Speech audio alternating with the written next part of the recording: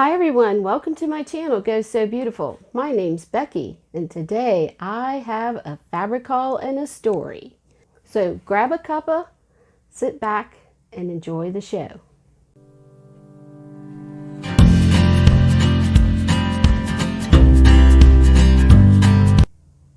If you're new to my channel, I really appreciate you stopping by to check it out. If you've been with me for a while, welcome back. So, now for the fabric haul and the story. I think last month I mentioned, or I showed a vintage pattern that I really wanted to recreate and was looking for some pink houndstooth check fabric. A couple of viewers mentioned some websites that had some beautiful pink houndstooth fabric on it, and I really was considering buying it. However, the one that matched the best to the hot pink was a little bit, it said it was a thick wool and that it was more appropriate for autumn or winter. And I wanted to make this for the spring, so I didn't jump on that, but I did start looking for other pink houndstooth check fabrics. And another viewer mentioned the fabric customizer that Joann has, and they did have a pink houndstooth check. So I thought I would order a sample, and I ordered a couple samples to see what they looked like.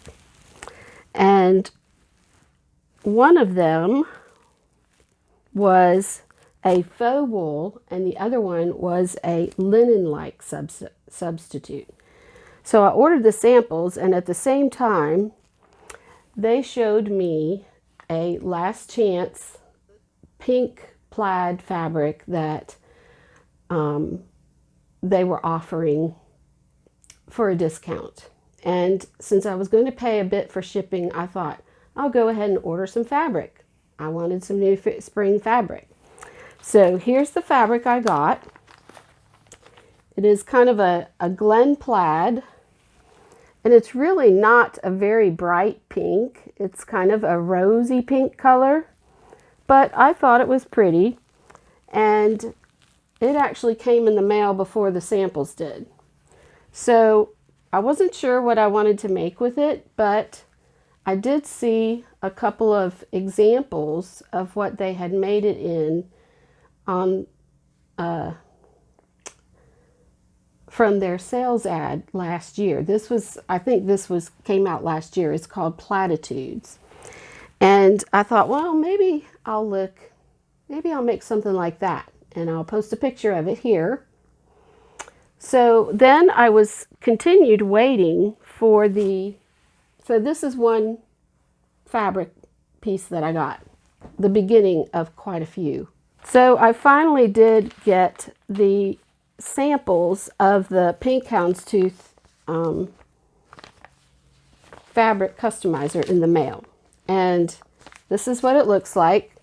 As you can see, it's a really pale pink, so I was a little disappointed. I don't think that's going to go with my hot pink linen that I wanted to make the dress out of. And this is called the faux wool, and I really honestly don't know how to describe this. It feels very synthetic. It doesn't really feel like wool. It almost feels like more like upholstery, kind of a velvet upholstery that you might make pillows out of. So I really didn't think this isn't what I had in mind for my coat. And several weeks later, the linen piece came, which has disappeared. But it didn't feel appropriate either. So I kind of kept looking for the pink houndstooth, but I kind of just put it on the back burner, thinking maybe it's not appropriate for spring, or maybe I should think about making it out of something else. Well, after that, I started thinking about the dress that I saw the pink plaid made up in, and started searching. As you can see, this example has two other plaids. It's got like a golden yellow check, and then the bottom has a pink and yellow gingham check. And the more I looked at it, the more I thought, that is super cute. I really want to make it. Unfortunately, those fabrics were, I think they'd been discontinued. And I did find the yellow check online, but the other fabric was nowhere to be found. And so I didn't know. I started looking everywhere. I looked on eBay, I looked on Etsy, I looked for substitutes, and really I found some that might be okay, but I started thinking maybe this outfit's not going to happen. But I really didn't want to give up on it. So my birthday came. This was like before March that I started looking for all of this. And my birthday came and I had some birthday money to spend. So I kind of put that stuff on the back burner. And I did a little shopping with my mother-in-law while we were visiting weekend before last, in Columbia. And we went to Hobby Lobby and I found this really pretty kind of a mix. I don't know if it's sage. It's just a real soft green, and it's got this Swiss dot fleck in it. And since it was my birthday and I had gotten some birthday money, I went ahead and bought this, and I am planning to make a dress out of it.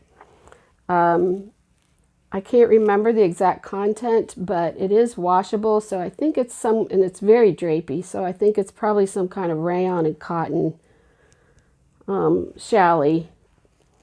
My husband said, he gave me some birthday money, an allowance, so to speak, to spend on fabric. And I'd always wanted something from Style Maker, and they sent me a 20% off birthday coupon. So I started looking at their fabrics, and I went ahead and ordered, and I just now got this. I've had a thing for green this spring, and I think that might be because it's a color on trend, and even if it wasn't on trend, I just wanted some green in my wardrobe. So I got this really pretty rayon challis batik, and it's kind of a mint with a tie-dye or watercolor aqua green with these pretty white circles on it. So that's another dress that I want to make. Okay, the other part of the Style Maker fabric order included some ponte. And the reason I bought this was because I really wanted to make a leisure outfit. And I had bought some light green faux cashmere from Joann, which is just a really soft knit. It kind of feels like a sweatshirt knit, but it's a little bit lighter. But I really didn't buy enough to make pants and a top. So I thought maybe I can get something from Style Maker. And of course, when you look at things online, they look a little bit different, but I chose this olive green heathered ponte. Now this was described as cozy plush, but it does not feel cozy and plush to me really at all. It just feels kind of like a nylon spandex ponte, and it doesn't go with the green cashmere, faux cashmere that I had. So this is the green faux cashmere, and as you can see, this heathered olive green ponte really doesn't go quite well. And in addition to that, it doesn't feel cozy and plush to me. So I thought I might send this back, but I'm kind of having second thoughts now and thinking that this might be good for a pair of pants next fall. But I'm still on the fence. So anyway, this one may go back. But that was my fabric choices from Style Maker. Now, back to the story of the sample dress that I saw from Joann. I knew that I wanted to make either a romper or a dress with the pink Glen plaid, but I wasn't sure what fabrics to put with it. So I just went to the store and looked at their platitude section. I thought maybe they'll have something there that will go with it. I saw some blue, I saw some sage green, I did see some yellow check, and I thought, well, that's what the outfit had in it, so I grabbed that, but I did not see any of the pink and yellow gingham check. And I thought, well, let me just go look and see if there's any in the discontinued pile, because it was not available online anywhere. And so I walked back to the row of discontinued fabrics. They just have them all piled up on some shelves, and they have stickers on the ends of the bolts indicating the discount amount. And lo and behold, I looked, and wouldn't you know, I found the pink and yellow gingham check. Ah! Y'all, I was so excited. I grabbed it, and it was a full bolt. And then I thought, it's a full bolt. I wonder if that means nobody liked it. I don't care. I want to make that outfit, either a romper, or I may put a skirt on the bottom, because there's a zipper. For the romper, you have to put a zipper in the back, and I just don't see myself unzipping that every time I need to go to the restroom. Anyway, I grabbed it. I grabbed the yellow check. I went up to the cutting station, so excited, and I had to tell the poor girl who was cutting my fabric my story. And I think she could have cared less, but because she was, they have those headsets on, and she was talking on the phone and everything, but she listened to me. So I grabbed it. I'm going to make either the romper or a dress out of that fabric. All right. Now, you'd think this stack here would be enough fabric, but no.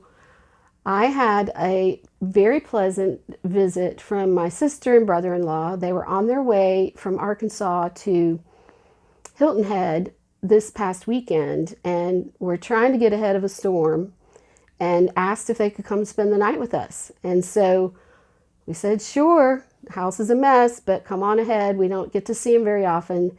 And my sister-in-law watches my channel faithfully, and she has heard me talk about Fabric World in Stone Mountain, also known as the Buried Treasure Store, and said, let's go there tomorrow. So Saturday morning, our husbands got up and went out to eat breakfast, and my sister-in-law and I headed for the fabric store. And I'll tell you, I said, I don't know what's going to be here, because you never can tell. It's real hit or miss. And we got in, and she said, how much are these? I said, well, all the rolls are $5 a roll. If it's on a bolt, it'll have a price, but nothing's over $5 a yard. And then they have all these fabrics piled up on tables. Those fabrics were $3 a piece, no measuring. And if you bought two, you get the third one free. So right away, she started filling up her basket.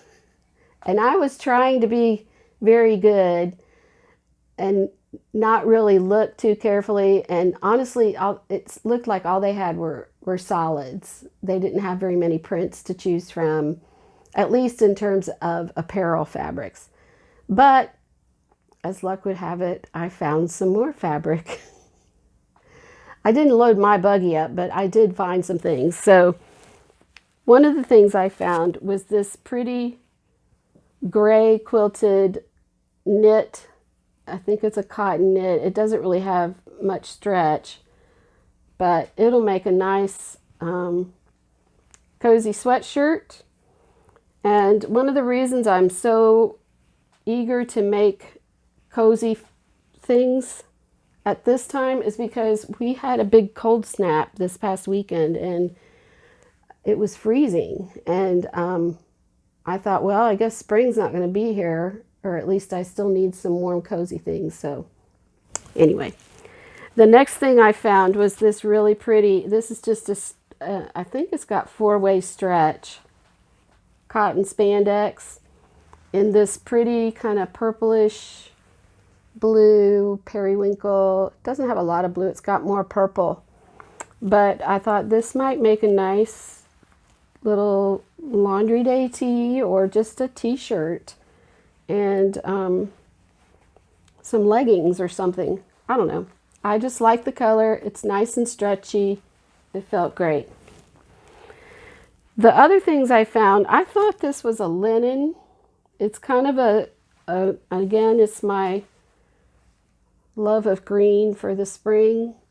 But after washing it and looking at it, I think it's something like Kona cotton. That's a brand that I've seen in Hobby Lobby and Joann's. But this might make a good top for spring and summer. And then I did find these linens, and the first one I found was this pretty kind of salmon rose colored linen. And I thought, well, this will make a nice breezy top for summer too. And then actually my sister-in-law found this one, and when we were looking at the stuff, she said, well, that might go with your other linen, so I could color block the top if I want. So she gave this one to me. And then I found this one too, and this is even a lighter pink. So I think all 3 of these might go together, or at least 2 of them, and I can make some pretty shirts. Okay, now that should be all. I saw this pile and I was going to call it the pile of shame, and I thought, no, it's not shameful. Then I thought maybe it's the pile of embarrassment. No, it's not embarrassing. Then I thought maybe it's the pile of guilt. The guilt coming from the fact that this month is the Sew Frugal 22 challenge, and the idea is to use a pattern you have and fabric from your stash. So I won't be using any of this, although I will be adding it to my stash. But I thought, here I am buying more fabric that I may or may not need. And I felt a little guilty, but I decided not to let it get to me. I did buy some other fabric too, which I'm not going to show right now because it's for a special project, which I will share later. But I also had a little pattern haul because Simplicity and McCall's patterns were on sale at Joann's this past 2 weeks, and I had to take advantage of that. I'm not going to show you those right now because I don't want this to last forever. But that's my fabric haul. That's my story. Thanks for watching and sticking with me. Let me know in the comments what you think. I appreciate you watching. I hope you give me a thumbs up and consider subscribing. Hit that notification bell so you know when I upload new videos. And I will see you soon with another video about sewing. Thanks again. Have a great day. Go sew beautiful. Bye-bye.